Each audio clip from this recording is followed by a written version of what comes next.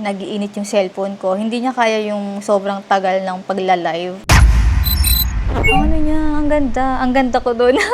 Talagang uupo ka na lang, magla-live ka na lang. Wala nang kaartihan na gagawin pa. Sobrang pinadali niya yung buhay ko. So, pwede po yung gumawa kayo ng content. Yes. Pwede pa rin, ma'am. Ano po kayo? Pinagkakabalaan ko ngayon is, ayun nga, pag-business, content creator, ayun, brand owner, ganun.